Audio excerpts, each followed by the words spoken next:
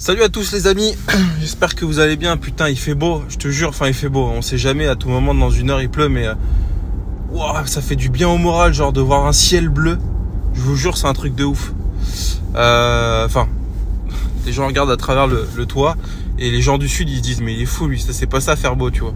Et nous les Parisiens, quand il y a juste pas de pluie, c'est genre beau temps, tu vois. Donc laissez-nous kiffer un petit peu, tu vois ce que je veux dire. Non les amis, je rebondis sur la story d'hier où j'ai commandé la Yaris, là on peut la précommander sur le site. Bon honnêtement je l'ai précommandé, mais je sais très bien qu'elles vont pas se vendre. Enfin il y a beaucoup de gens qui disent oui elles ont toutes été vendues, je sais pas quoi, mais vas-y avec le malus et tout, je vais en parler du malus parce que beaucoup de gens ont rebondi là-dessus. Mais je pense qu'avec le malus très peu de gens vont mettre 120 000 euros parce que c'est de ça dont on parle. C'est le prix de la voiture plus... Je crois que c'est 46 000 euros de malus pour la boîte manuelle et 60 pour la boîte auto. Sachant que moi, je pense que je vais pas être livré cette année, mais plutôt l'année prochaine. Donc clairement, ça voudrait dire que potentiellement l'année prochaine, les malus vont encore augmenter. Enfin, c'est pas potentiellement, c'est qu'il y a quand même tous les ans ça augmente. Donc je vois pas pourquoi ça augmenterait pas cette année. Donc on serait probablement sur un malus autour de 70-80 pour une voiture qui vaut 50 000 euros. Maintenant, vous le savez, en plus, il y a plus avant, on plafonnait le malus à 50%, jusqu'à 50% sur le prix du véhicule hors option.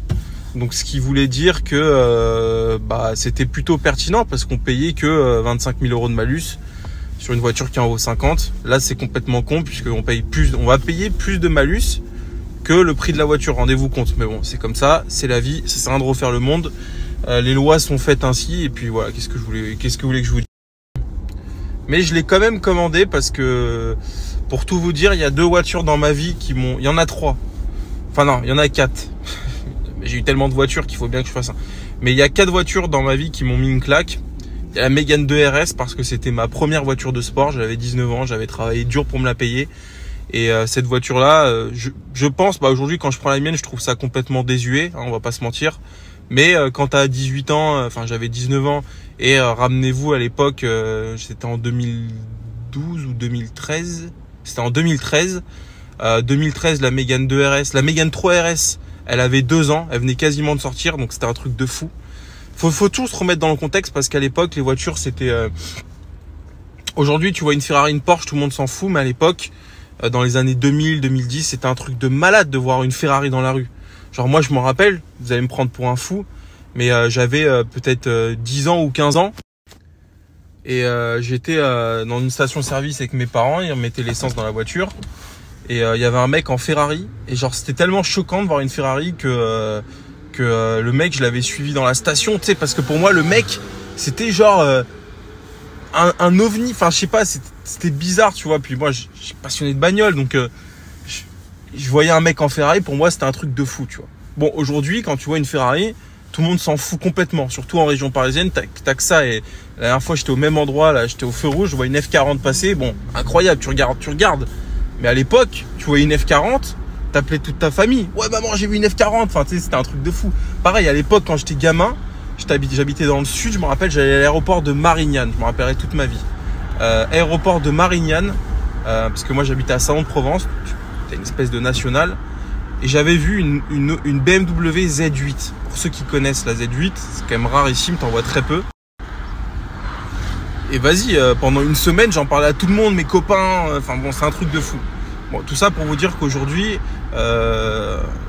notamment à cause des réseaux sociaux, je dis à cause parce que tu vois, ça a perdu un peu de magie.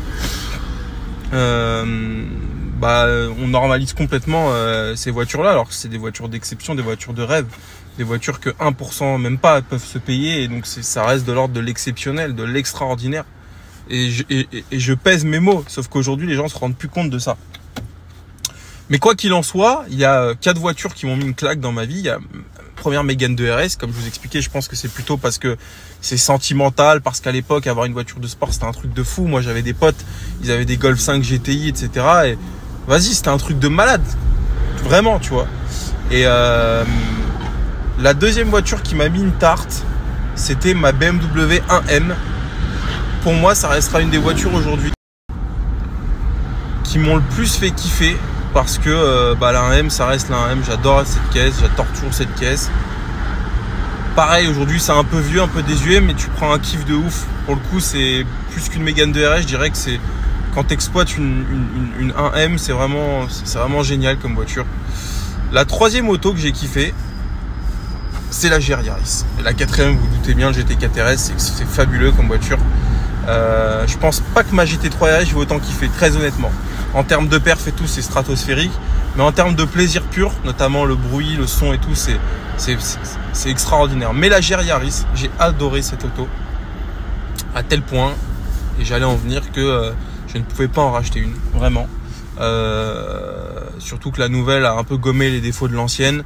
La position de conduite, le rétroviseur beaucoup trop bas, on voyait rien. Un peu plus de chevaux, encore un peu plus rigide, etc.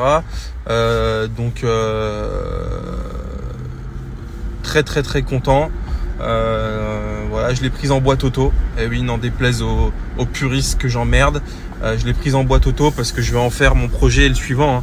Je vais en faire un track tool, tu vois, une caisse que vraiment je vais faire que de la piste avec. De toute façon, clairement la GR Yaris, et c'est souvent ce que je reprochais aux gens qui achètent cette voiture, c'est que la plupart du temps ils l'exploitent pas. Ils achètent ça mais ils savent pas comment s'en servir. Il y a un vrai mode d'emploi avec cette voiture. Je dis pas que je suis le seul à savoir s'en servir, mais je pense qu'en France je suis un des rares seuls à s'en être vraiment servi.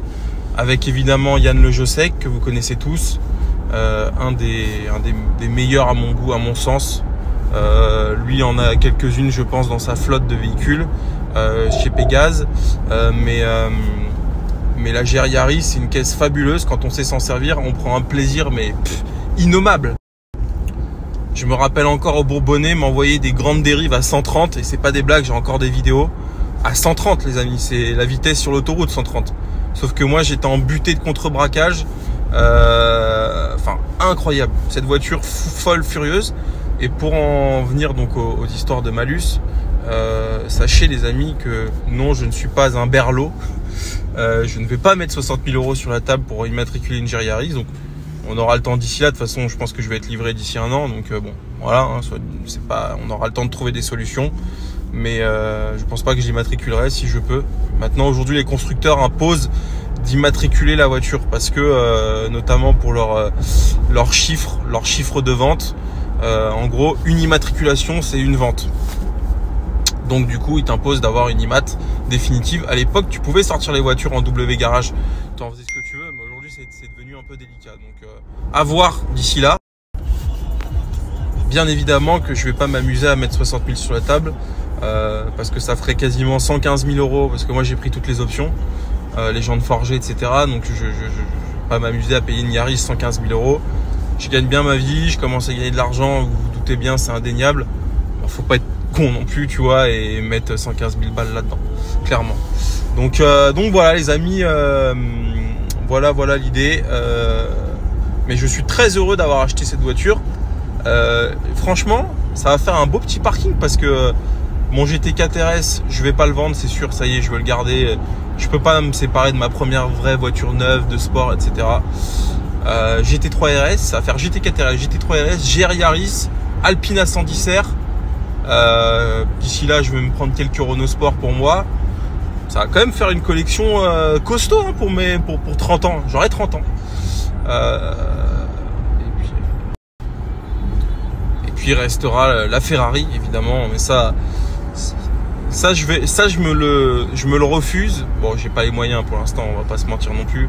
Parce que celle que je veux, ça vaut 450 patates. Pista, vous le savez. Mais bon, j'ai 29 ans. Si je commence à m'acheter ça, qu'est-ce que tu vas acheter après? Clairement, il n'y a plus rien à acheter. Après, si, il y a des trucs de fou, mais ce que j'appelle des chocards, tu vois. Mais moi, vous le savez, les voitures que j'achète, c'est pour les défoncer sur la piste. J'ai aucun scrupule à faire ça.